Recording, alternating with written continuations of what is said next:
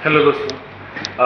आज मैं यहाँ पे आया हूँ आपको समझाने के लिए। मार्केट, कई लोगों का एक अपना नज़रिया है मार्केट को लेकर। लोग बोलते हैं कि सट्टा है, जुआ है, और शेयर बाज़ार का नाम लिए तो बहुत से लोग एकदम से डर खाते हैं। शुरुआत में मैं भी ऐसा ही सोच रहा था, और काफ़ी हद तक जो लोग बोलते हैं शेयर बाज़ार के बारे में सच भी है। तो एक सट्टा होता है यहाँ पे, सट्टा, लेकिन सट्टा कहाँ नहीं है, मैं आपसे पूछता हूँ। कौन सा बिजनेस ऐसा है जहाँ पे आपका 100% सक्सेस रेट है, बताएंगे? डाटा कहता है कि 70 to 80% होटल बिजनेसेस फेल हो जाते हैं, या इनफैक्ट कोई भी बिजनेसेस, किसी भी सेक्टर में कोई भी बिजनेस हो, उनका सक्सेस रेट 20%, 30%, मैक्सिमम 40% ही है। तो अच्छा, आप ये बताइए ना, एक बच्चा जो शुरू 20 साल मेहनत करता है, 25 साल तैयारी करने के बाद आईएएस का एग्ज़ाम देने जाता है, सिविल सर्विस की एग्ज़ाम देने जाता है, या आप खुद देख सकते हैं कि एक गवर्नमेंट की 10,000 सीटों के पीछे लगभग 20-20 लाख बच्चे एग्ज़ाम देने जाते हैं। फेलियर रेट वहाँ भी तो 95, 98, 99% है, लेकिन लोग उसको तो बुरा नहीं कहते हैं। क्यों? क्योंकि वहाँ पे सिर्फ अपना वक्त जाता है, और इंसान के पास जो सबसे सस्ती चीज़ लगती है ना, उसका वक्त ही लगता है कि नहीं, सबसे ज़्यादा बेकार गया अगर मेरा 25 साल का मेरी पढ़ाई बेकार गई। आज कितने लोग हैं, मैं आप अपनी नज़र उठा के देखो ना, आपके आस पास लोग कितने बिजनेस में हैं, जॉब में हैं, कि उसमें से कितने लोग हैं जिन्होंने जो भी 15 साल 20 साल की पढ़ाई की है, आज वो उसका एडवांटेज ले पा रहे हैं अपनी जॉब में या फिर अपने बिजनेस में। मैं मानता हूँ बहुत सारे लोग होंगे, लेकिन फिर भी 50% लोग ऐसे रहेंगे कि जो 12 स्टैंडर्ड किए रहेंगे, हाई स्कूल वाले रहेंगे, उन लोगों की पढ़ाई से कोई वास्ता नहीं है, बहुत सारे काम कर रहे हैं, उनकी तो पढ़ाई गई। और सबसे बड़ी प्रॉब्लम क्या हो रही है, थोड़ा इस पे मैं आउट ऑफ वे जाके बात कर रहा हूँ। अभी देखिए ना, मैं 40 साल 50 साल पहले की बात करता हूँ, चूंकि मैं स्टॉक मार्केट वाला आदमी हूँ, तो मैं तो 200-250 साल का डाटा मैं पढ़ के रखा हूँ। तो 40-50 साल कोई बड़ा मैटर नहीं हो, क्योंकि चीज़ों को लंबा देखना ही ये मार्केट हमको सिखाता है। तो आज 40 साल 50 साल पहले मालूम है कि पूरे गांव में किसी का एक लेटर भी आता था, तो पढ़ने के लिए लोग गांव में किसी के पास जाते थे और बोलते थे कि भैया ये लेटर पढ़ दो। कई लोग, मुझे खुद याद है बचपन में मेरे पड़ोस में कई औरतें जिनकी चिट्ठी आती थी या चिट्ठी लिखवाना रहता था, तो मुझसे कितनी लड़कियां अपने पति को चिट्ठी लिखवाती थी। मैं लोग छोटे थे, बच्चे थे, वो टाइम पे हम लिखते थे उनकी चिट्ठियां, जो कि उनको शर्म आती थी लिखवाने में, जो बोलने में, लेकिन अभी लिख रहे हैं तो बोल के लिखना पड़ता था। बहुत छोटे छोटे थे वो टाइम की मैं बात बता रहा हूँ। तो वो टाइम पे ऐसा ही था कि जॉब मिल जाती थी पढ़े लिखे लोगों को, क्योंकि बहुत कम लोग थे पढ़े लिखे। आज के टाइम पे एकदम से उल्टा हो गया, आज के टाइम पे हर एक बंदा पढ़ा लिखा है। आज चाहे गरीब हो चाहे अमीर, गरीब भी बेचारा अपना पेट काट के अपने बच्चों को अच्छे स्कूल में, प्राइवेट स्कूल में पढ़ा रहा है, अच्छे तालीम दे रहा है, सब कुछ बढ़िया। लेकिन प्रॉब्लम अब कहाँ से स्टार्ट हो गई है मालूम है? अब आपको लेबर शॉर्टेज इतना ज़्यादा हो गया है पूरा कंट्री में, पढ़े लिखों के लिए जॉब नहीं है, बेरोजगारी बहुत तेजी से बढ़ रही है। लेकिन आपको क्या लगता है कि एक बंदा ग्रेजुएट किया हुआ, वो जाके जो सिविल सर्विस की तैयारी कर रहा था, जो मेडिकल की तैयारी कर रहा था, और वहाँ से फेल हो गया, तो क्या करेगा? वो जाके कोई लेबर का काम करेगा, कोई ट्रक चलाएगा, किसी खेत में जाके काम करेगा। आपको खुद मालूम होगा कि पूरे इंडिया में, मैं एक ट्रक ड्राइवर की बात करता हूँ, तो लगभग मैं डेटा पढ़ रहा था, लगभग 30 to 40% ट्रक ड्राइवर की शॉर्टेज है इंडिया में। और उसके अलावा लेबर का तो सीधी सी बात करता हूँ भाई, अगर आप गांव में रहते हो, हमारी तो खेती बाड़ी का भी काम है, तो हमको तो लेबर नहीं मिलते हैं। पहले अभी खेत में काम करने के लिए मशीनों को पीछे पीछे भागना पड़ता है, गेहूं काटना है, कुछ भी करना है, तो ऐसा करके घर का खेती का काम निकाल रहे हैं मशीनों के थ्रू। आदमी तो एकदम से नहीं मिल रहे हैं। आप किसी भी काम में हर एक आदमी लेबर के लिए परेशान है। उल्टा लेबर एक दिन का, अभी मेरा एसी खराब है, मैं पिछले 8 दिनों से परेशान हूँ। मैं जो एरिया में हूँ वो चल रहा है एसी, इतना कोई तकलीफ नहीं है। मैंने कंपनी को भी फ़ोन करके रखा है, लोकल भी जितने हो सकता है मैंने कॉल किया। हाँ भाई अभी फ्री नहीं हूँ, 2 दिन में कॉल करता हूँ, 3 दिन में कॉल करता हूँ। एसी बनाने वाला वो बंदा नहीं मिल रहा है। लेकिन अगर मैं एक मेरी कंपनी के है, चलो एक अगर एक जॉब वैकेंसी निकाल दें, तो फिर बहुत सारे लोग अप्लाई करने के लिए आ जाएंगे, और यही रियलिटी है। तो मैं मार्केट इसलिए आपको बोल रहा हूँ, मार्केट सीखना क्यों जरूरी हो रहा है कि पैसे तो आप कैसे भी कमा लोगे, पैसे बचाना, पैसे बढ़ाना, ग्रोथ की बात कर रहा हूँ मैं। तो स्टॉक मार्केट एक इजी वे है। आपको कहते हैं, एक कहावत है, ये सबसे इजी मनी कमाने का ये सबसे मुश्किल रास्ता है स्टॉक मार्केट। इजी मनी कमाने का मतलब है कि अगर आपने एक स्टॉक खरीद लिया है, आपने एक 1400 रुपये का है रिलायंस का एक स्टॉक, आपने 1400 रुपये एक स्टॉक खरीदा ना, आप छोटी सी, बहुत छोटी सी आपकी हिस्सेदारी रिलायंस में बन गई, लेकिन उस 1400 रुपये के पीछे रिलायंस में काम करने वाले 2 लाख लेबर, 3 लाख जो भी रहेंगे, वो आपके लिए काम कर रहे हैं। इनफैक्ट अंबानी, उस कंपनी के सीईओ होंगे, वो भी खुद आपके लिए काम कर रहे हैं। वहाँ हर एक बंदा आपके लिए काम करे, क्योंकि आप कंपनी के सिर्फ शेयर होल्डर हो, आप मालिक हो कंपनी के, छोटा सा हिस्सा सही, लेकिन वो प्रॉफिट कमा के आपको लाके ऐसे का ऐसा देगा। ठीक है, आपका बहुत छोटा सा हिस्सा है, आपने एक शेयर लिया है 1400 रुपये का, आपका पूरा साल भर का 1 रुपये ही आपका प्रॉफिट आएगा, तो वो बात अलग है अपनी जगह, लेकिन ग्रोथ होता है मार्केट में। मैं बात कर रहा हूँ 2006-07 में, मैं जब भी जॉकी की मैं अंडरवेयर खरीदता था, देखता था 350-400 रुपये की कुछ थी मेरे ख्याल से वो टाइम पे भी जॉकी की अंडरवेयर। आज की डेट में अगर वो टाइम पे अगर एक अंडरवेयर के बदले एक जॉकी का शेयर ले लिया होता ना, पेज इंडस्ट्री, जॉकी जो प्रोड्यूस करती है उस कंपनी का नाम है पेज इंडस्ट्री का, उसके बदले एक शेयर ले लिया होता तो आज वो 37,000 का है, 37,000 का है, जितने में वो टाइम पे एक अंडरवेयर बेचती थी कंपनी। आप सोच सकते हैं कि ग्रोथ कैसे आई है। अब इसके बीच में वो डिविडेंड दिया हो, वो स्प्लिट हुआ हो, वो मैं बात नहीं कर रहा हूँ। तो चीज़ें ऐसी होती हैं। अगर कोई भी बंदा, मैं सिर्फ उन प्रोडक्ट्स की बात कर रहा हूँ जो आपने देखा है, यूज कर रहे हो, मैं सिर्फ उन नॉमिनल प्रोडक्ट्स की बात कर रहा हूँ। ऐसे तो बहुत सारे स्टॉक हैं जो आगे निकल जाते हैं, कुछ भी कर लेते हैं। आप आइसर बुलेट आप कब से जानते हो? आप जब से आइसर के साथ बुलेट का शुरू हुआ है, आप वो टाइम पे पैसा आइसर में डाल के रखे रहते थे, तो आप खुद सोचिए, आज एक बुलेट के, वो टाइम की एक बुलेट की कीमत आज के आइसर के शेयर लगभग कम से कम आपको 10 करोड़ रुपए होते हैं। तो मतलब जो मैं कहना चाहता हूँ मैं ये कि कंपनी आइडेंटिफाई करना, यही एक सबसे बड़ी कला है। एक शेयर होल्डर जो होता है, एक मार्केट पार्टिसिपेंट जो है, मेरे जैसा कोई भी रहे, तो वो एक पोर्टफोलियो बनाता है, 15, 12, 20, 15, 8, 5, जिसको जितना समझ में आता है उतना स्टॉक लेके रखता है।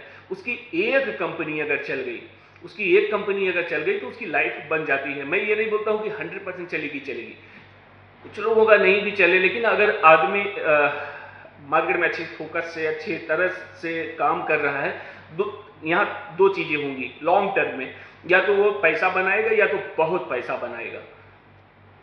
जीरो होने का चांस नहीं है मार्केट में, जब तक आप पागलपंती का काम न करो। पागलपंती का काम क्या है? लोग मार्केट को जो बदनाम करते हैं, तो रीजन वो है लालची लोगों का। लालच भी मार्केट का सबसे बड़ा खाना है। यहाँ जो भी बंदा लालच करता है उसको मार्केट खा जाता है, कच्चा चबा जाता है, और लालची लोग ही मार्केट का शिकार बनते हैं। आज तक जितने भी लोग मार्केट में आए हैं, जो मार्केट से गए हैं, मैं भी शिकार बना हूं। मैंने भी लालच स्टार्टिंग में किया, लेकिन मुझे समझ में आ गया, मैं तो पीछे नहीं हटा। पिछले 7 साल से कई सालों तक मैंने लॉस किया, ब्रेक इवन आया, अब धीरे धीरे मेरा ठीक है, बेटर हो रहा है। तो ये सब चीजें एक दिन में नहीं होता है, टाइम देना पड़ता है मार्केट को। और मुझे तो कोई गाइडेंस नहीं था, सच्ची बता रहा हूँ। एक भी बंदा मेरे पहचान में ऐसा नहीं था जिससे मैं जाके चीज़ें समझ सकूँ, जो मुझे सिखा सके। मैं मेरे फेसबुक पे ये वीडियोस डालता हूँ, यूट्यूब पे डालता हूँ, जहाँ लोग मेरे जानने वाले, मैं सोचता हूँ कि मैं लोगों की मदद करूँ, लोगों को बताऊँ, लेकिन एक क्वेरी किसी अपने जाने पहचाने की नहीं आती है, पहचाने वाले लोगों को, उनको मार्केट सुनना ही नहीं है, देखना ही नहीं है। अभी भी लोग जाके फिक्स डिपॉजिट करेंगे 9 साल के लिए, 8 साल 9 साल के लिए। अभी भी लोग जाके पोस्ट ऑफिस में पैसा डालेंगे। अभी भी लोग ईएमआई पे गाड़ियां खरीदेंगे, ईएमआई पे घर खरीद लेंगे। मतलब उनको फाइनेंस का कैलकुलेशन मालूम नहीं है कि पैसा काम कैसे करता है, इंटरेस्ट उनके अगेंस्ट कैसे काम करता है, इंटरेस्ट उनके फेवर में कैसे काम करता है, कंपाउंडिंग और डीकंपाउंडिंग क्या होती है। कंपाउंडिंग वो होती है जो हमारा पैसा चक्रवृद्धि ब्याज के साथ बढ़ता जाता है, डीकंपाउंडिंग होती है जो हम ईएमआई के रूप में चुकाते हैं। वो चीज़ें लोगों को समझ में नहीं आती। नए नए लड़कों को भी, मैं कितने लोगों को, बच्चों को भी बिठा के सोचता हूँ कि चलो कुछ बताने के लिए, मैं ये नहीं समझ पाता। मुझे अगर मैं मिलता तो मैं तो दिन रात मैं मुझसे पूछता रहता था उस अर्ली डेज में जब के मैंने शुरू किया था। आज भी मुझे मार्केट का अच्छा खासा नॉलेज है। मैं अभी आज भी मेरे सारे कई सारे प्रीमियम यूट्यूब अकाउंट हैं जिनको मैं पे करता हूँ महीने का, उनकी बातें सुनता हूँ मैं, मेरी जैसी बातें करते हैं। लेकिन वो 100 बातें, पहले 100 बातें करते थे, 95 मेरे लिए नहीं होती थी। वो मुझे बहुत अच्छा लगता था, मुझे सीखने को मिलता। आज की डेट में भी वो 100 बातें करते हैं तो 1-2 बातें फिर भी मुझे कुछ ना कुछ नया मिल जाता है। तो एक माइंडसेट बनता है, एक अपना व्यू बनता है। तो इन सब चीज़ों को लेके मैं फॉलो करता हूँ। तो मार्केट इसीलिए ज़रूरी है कि जैसे मैंने आपको बताया कि आज से 20-25 साल पहले अगर आपने एक बुलेट ना खरीद के बुलेट के शेयर खरीदा होता, रॉयल एनफील्ड का शेयर खरीदा होता, आइसर उसकी पेरेंट कंपनी है, आपने उसका स्टॉक एक खरीदा होता उतने पैसे से, तो आप करोड़ों के मालिक रहते। इनफैक्ट अगर आपने, जैसे मैंने बताया ना, एक अंडरवेयर की कीमत भी आज 37,000 वैल्यू है। उस अंडरवेयर को जो 350 के पेज इंडस्ट्री लगभग बेचती थी आज से मे बी 20 साल पहले। तो ऐसा नहीं है कि सारी कंपनियां अच्छी हो जाती हैं, बहुत सारे फ्रॉड निकलते हैं, बहुत सारी कंपनियां बैंकरप्ट होती हैं, लोगों के पैसे डूबते। लेकिन अगर आप, ये मार्केट है कैलकुलेटेड रिस्क का, आप क्या करते हैं, आपको 10, 12, 15 जगह पे पैसे लगाते हैं, वेल डाइवर्सिफाइड आपका मनी रहता है। कहीं पे मुझे उम्मीद है कि यहाँ पे मेरे 10 से 15-20% मेरे साल के बनेंगे, यहाँ पे मेरे शायद 8% ही बने, वहाँ भी मेरे पैसे लगते हैं। यहाँ पे मुझे भरोसा है कि ये चल गया तो चांद तक, नहीं तो शाम तक, मतलब या तो कंपनी कोलैप्स हो जाएगी या तो मेरा पैसा मल्टीपल हो जाएगा, वहाँ भी पैसे लगते हैं। सारा कैलकुलेशन करके, रिस्क डाइवर्सिफाई करके पैसा लगाते हैं मार्केट में, और धीरे धीरे करके सबका पैसा बनता है। ये मार्केट है, यहाँ पे आपने 10 लाख रुपए लगाए। अभी मैं बताता हूँ, आपने जनवरी में कुछ काफ़ी शेयर हैं जो जनवरी में आपने 10 लाख रुपए का खरीदा रहता था, तो मार्च आते आते वो आपके 5 लाख रुपए हो जाते थे। तो आदमी तो पागल हो जाता है, वो बेहोश हो जाता है, वो मरने को तैयार। मार्च के बाद वापस वो स्टॉक अभी 12-15 लाख रुपए हो गए रहते। तो जिसको मार्केट नहीं पता है वो मार्केट में घाटा करके चले जाता है। मेरे भी स्टॉक गिरे, मेरा भी मैं आपको बोलता हूँ, मेरे भी 240-250 की बाइंग के स्टॉक मेरा 185 आया। तो 185 आया तो मैंने और खरीदे थे थोड़े। तो मुझे भरोसा है कंपनी पे, कंपनी में कुछ नहीं हो रहा है, ये सिर्फ मार्केट का सेंटीमेंट खराब है कि आज ईरान में और अमेरिका में हो रहा है। भाई ये सब ज़्यादा दिन नहीं चलने वाला। कोविड के टाइम पे इतनी वैल्यूएशन चीप हो गई थी, अभी भी रिसेंट में हुई थी, मे बी अभी भी हो सकते हैं, क्योंकि इकोनॉमिक्स जो क्लियर व्यू अभी नियर फ्यूचर का व्यू उतना क्लियर नहीं है। तो हो सकता है, बहुत कम चांसेस है कि एक बार मौका दे मार्केट सस्ते शेयर खरीदने के लिए। तो लेकिन देखो कैसा होता है, एक अच्छा इन्वेस्टर जो होता है वो जब मार्केट गिरता है तो खुश होता है, क्योंकि उसको और पैसे डिप्लॉय करने का मौका मिलेगा। लेकिन एक नया इन्वेस्टर होता है, जैसे मार्केट गिरता है ना, वो अपनी छाती पीट के वो एकदम से पागल हो जाता है, मार्केट छोड़ छाड़ के चले जाता है। फिर वो अपने बच्चों को, अपने आने वाले बच्चों को भी बता के जाता है कि भैया ये मार्केट में पैसा मत डालना है, ये जुआ है। और उसके पीछे भी एक, देखिए इन्वेस्टमेंट का भी एक रिस्क होता है, ये मैं नहीं कहता हूँ। अब कैसे पैसे मार्केट में नहीं लगाना चाहिए, आपको वो पैसा मार्केट में नहीं लगाना चाहिए आप जो 2 साल 3 साल में आपको वापस चाहिए, या फिर वही पैसा आप मार्केट में लगाएं कि 3 साल तक मेरा पैसा अटक गया, 4 साल 5 साल भी इनफैक्ट मेरा पैसा अगर अटक गया, किसी एक्सट्रीम कंडीशन में होता है कि 4 साल भी मेरा पैसा नहीं बढ़े, तो 4 साल भी मेरा पैसा नहीं बढ़ा, नहीं बना, तो मैं ऐसा नहीं कि मेरे को कल बेच के, फिर कैसा होता है कि आज मेरी एकदम हाथ टाइट करके मैंने पैसे डाल दिए, कल मेरे को पैसों की जरूरत आ गई, मार्केट मेरा गिरा पड़ा है, तो मेरे को तो 50-60%, 40%, 30% लॉस में बेच के मेरे को पैसा चाहिए तो चाहिए। तो वो टाइम सबसे खतरनाक होता है। तो ऐसे चीज़ों को मैनेज किया जाता है कि बहुत संभाल के ऐसे पैसे डाले जाते हैं कि जो जिनकी मुझे नियर टर्म में ज़रूरत ना हो। नियर टर्म में अगर ज़रूरत है तो उसके लिए अलग फंड है, उसके लिए अलग इन्वेस्टमेंट स्ट्रेटजी है। मुझे कल पैसा चाहिए, मैं आज भी मार्केट में डाल के कल वापस ले सकता हूँ, ऐसी ऐसी स्ट्रेटजी है मार्केट में।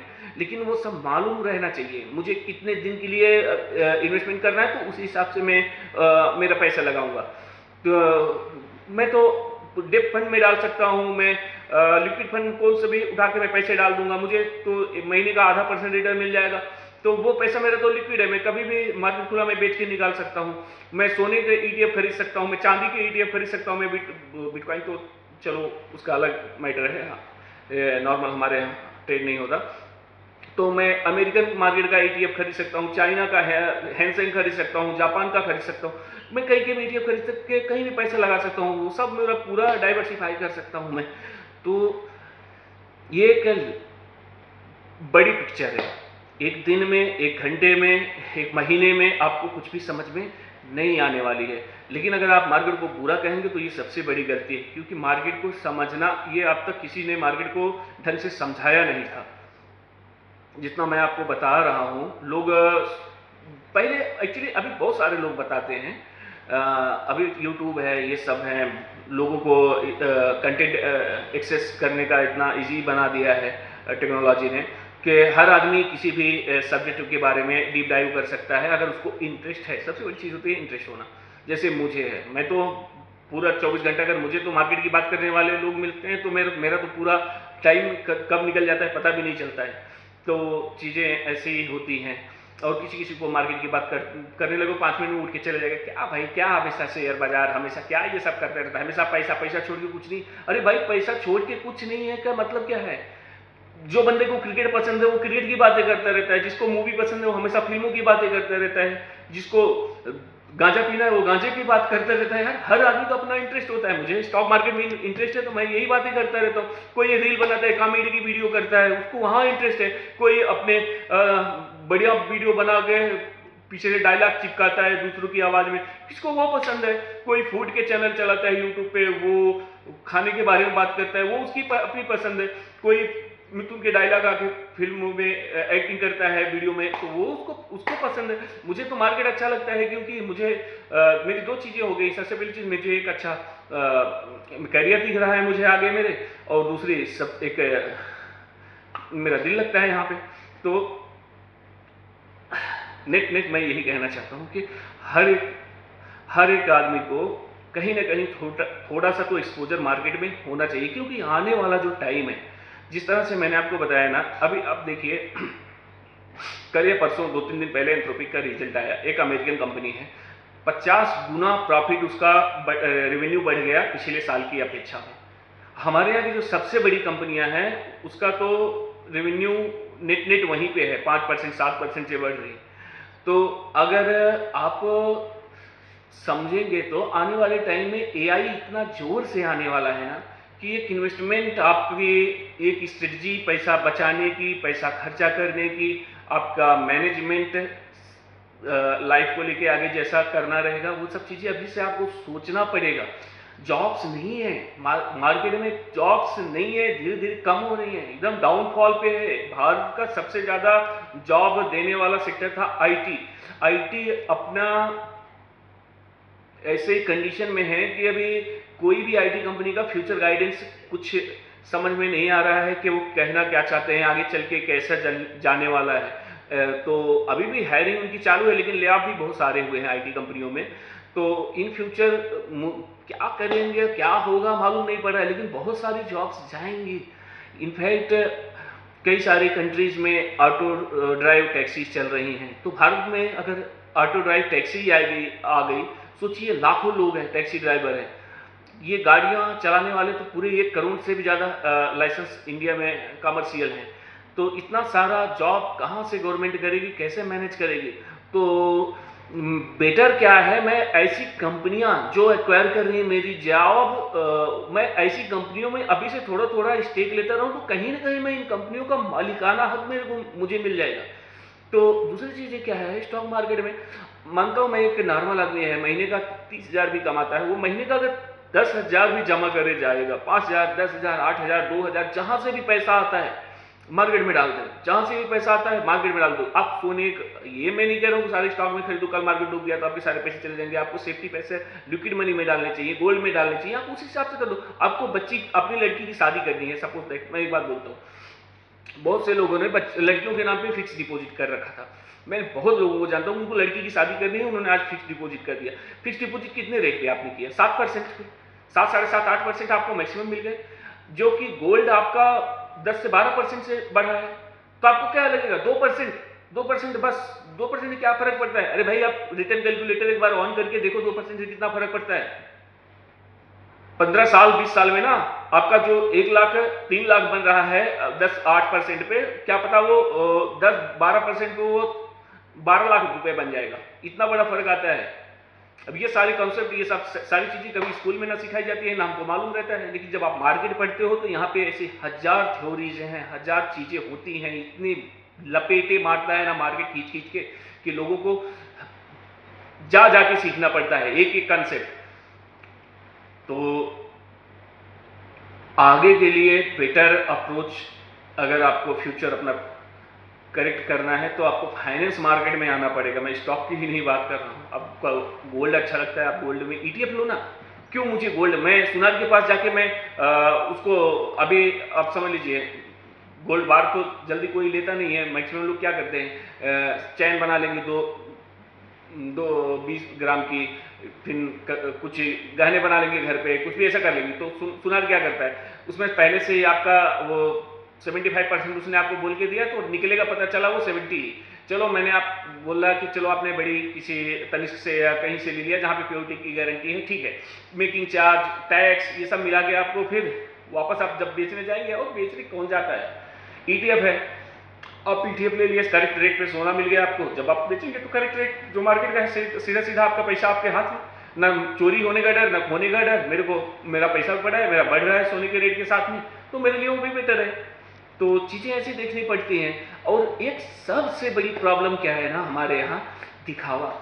आप यकीन करेंगे, एक बंदा अपने यहाँ एक शादी करता है, एक फंक्शन करता है, अपने दोस्तों को बुलाता है, अपने रिलेटिव वालों को बुलाता है, वहां तक ठीक है।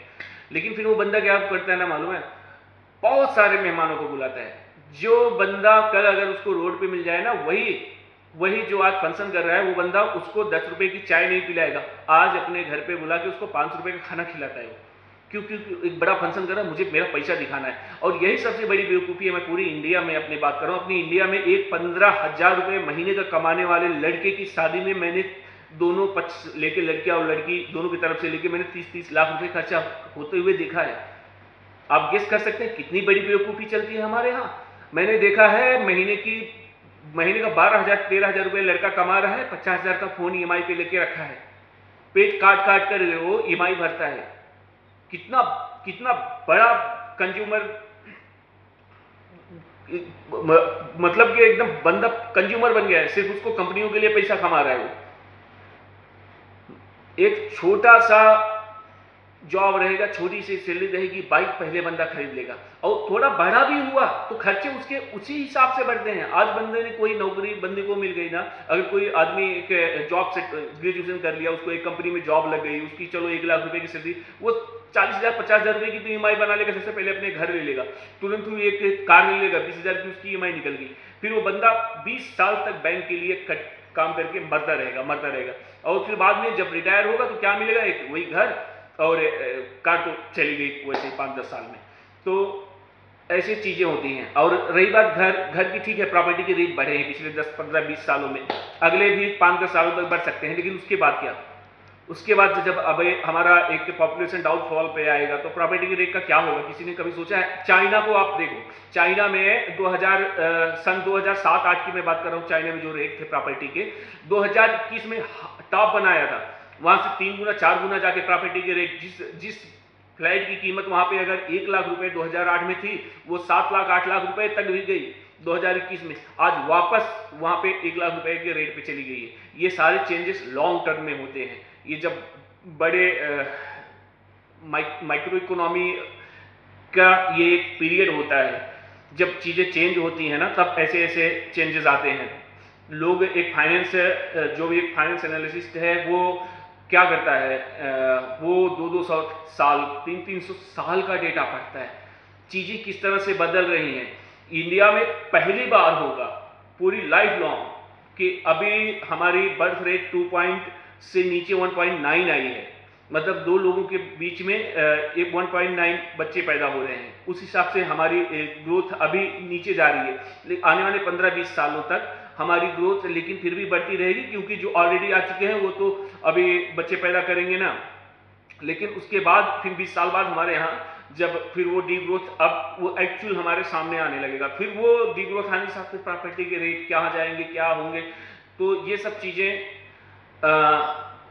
अगर आज आप 20 साल के लिए कोई घर खरीदने जा रहे हैं EMI बांध के, तो 20 साल बाद आप जब बेचने जाएंगे क्या पता आज वाला रेट आपको मिले और 20 साल आपने फिजूल में अपने मेहनत को बर्बाद किया। तो वो सब चीज़ें देखनी पड़ेंगी, समझनी पड़ेंगी। तो फाइनेंस नॉलेज हर एक आदमी को बहुत ज़रूरी है, हर एक इंसान को चाहिए फाइनेंस की नॉलेज।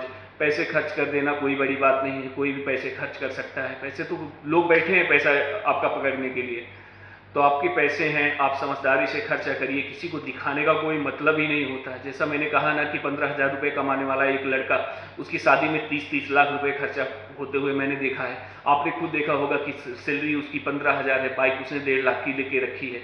ऐसे कई सारे खर्चे होते हैं कि अब तो क्या बोले यार।